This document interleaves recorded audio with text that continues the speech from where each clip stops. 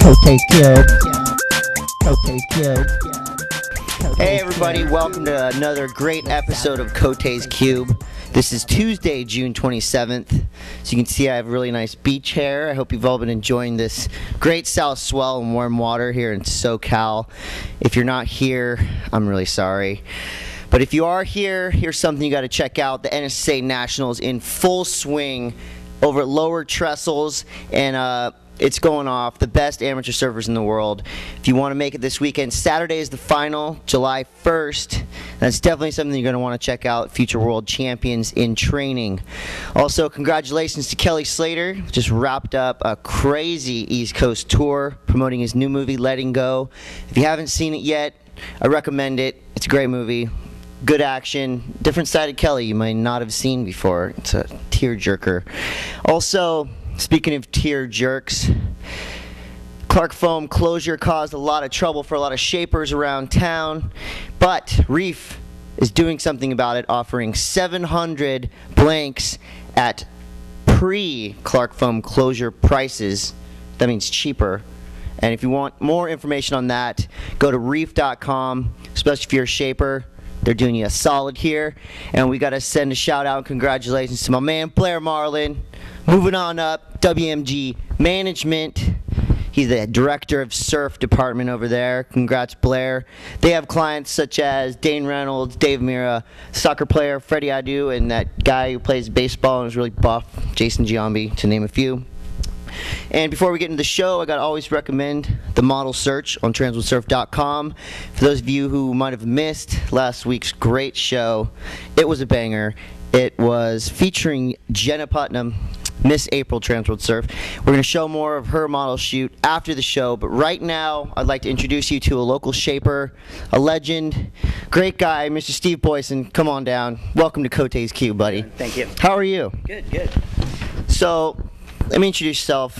Does that make sense? Yeah, sure. Tell me about yourself. You're Steve Boyson.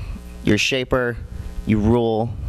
Basically, what else is there? Yeah, I've been shaping for about 20 years now, and just kind of done the ups and downs with the whole surf industry. Been a little bit underground for a while, and kind of making a big push right now. So just trying to, I don't know, some people call it a comeback. But Don't call it a comeback. Whatever. We've been here for years, right? Yeah. Well, tell me about, Anyway. you know, you talk about ups and downs. Obviously, the Clark Foam thing is still a hot topic.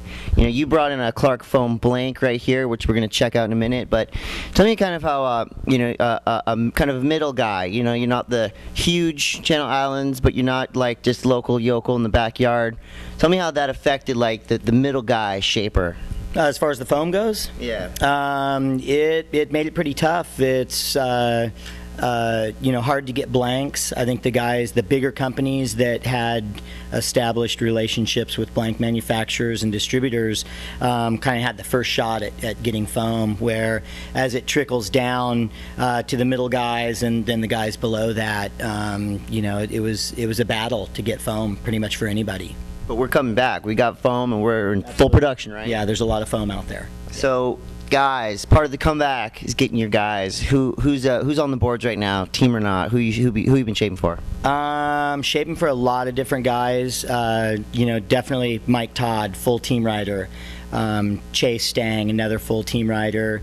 Otto Flores from Puerto Rico. Kale Carranza from Mexico. Oh, yeah. Kind of spreading everything out, trying to get a lot of different You got team like a riders. worldwide team. All over, yeah. So, and then just making boards for, you know, Ben Bourgeois, Gabe Kling, #1 on the QS right now. Yeah, Gabe-O. Yeah, and I mean, I couldn't even list them. You know, probably 50 or so of the top 100 guys. Sean Ward. Bunch of guys that ride. The list for other goes people on. too, Yeah, yeah. so, We can't say you know, their names here. Kind of try to keep it mellow with that stuff. So, you know, those guys are pros. They're rippers. What about, you know, the normal guy? You know, like what do you see kind of a trend in, you know, just a guy who comes in off the street, maybe he surfs a couple times a week. What do you know, for this summer, what are the trends? What are people looking for? Well, I've focused primarily on the, you know, performance shortboard.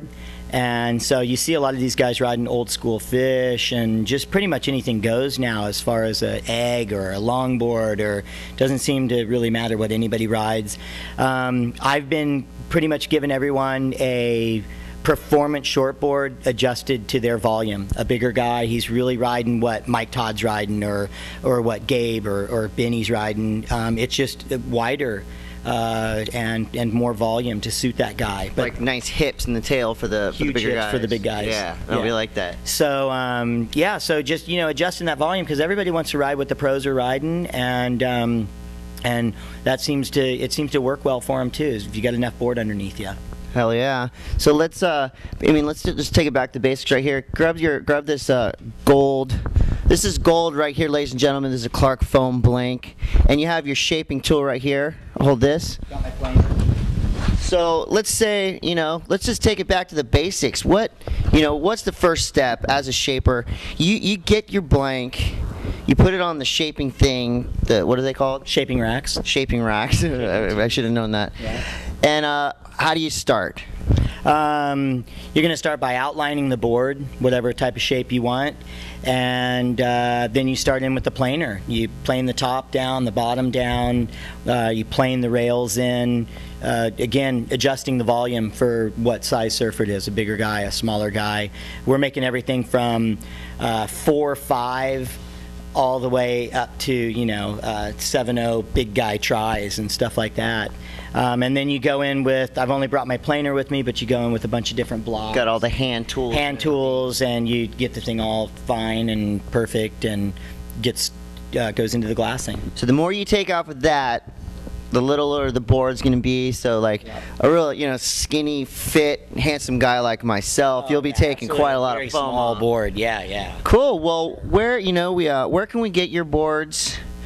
Personally, I'm going to be ordering a little one after this, but where can the layman get Steve Boyson surfboard, and what can we do to help you get some of those hot boards on some feet? Best selection would be Surf Ride Solana Beach, or Surf Ride Oceanside. Has the shop's amazing. They carry a ton of boards of everyone's, but of my boards, they've usually got 20 to 30 in stock at all times. So that's really the best shop to cover the whole, this whole Southern California, San Diego, whatever area. All right, website? Website. We have a website up right now that is our old one, and we've got a brand new one coming that should be launched any day now. So hopefully by the time you see this, it'll be launched. All right, so when you're not on transworldsurf.com, you can look for Steve Boyson's new website. But for now, we're going to have to say goodbye, because we have someone just a little bit more better looking than you. I mean, you're a good looking guy, but if you missed last week's show, Miss Jenna Putnam, Miss Transworld Surf April, we're going to show you more of her shoot. Please tune in next Tuesday as well, more of Cote's Cube. Thanks to my guest, Steve Boyson. We have more shapers, all the hot topics right here on the Cube. Jenna, please take it away. Cote's Cube. Cote's Cube. Cote's Cube. Let's have a conversation. Let's have a conversation in Cote's Cube. Cote's Cube. Cote's Cube.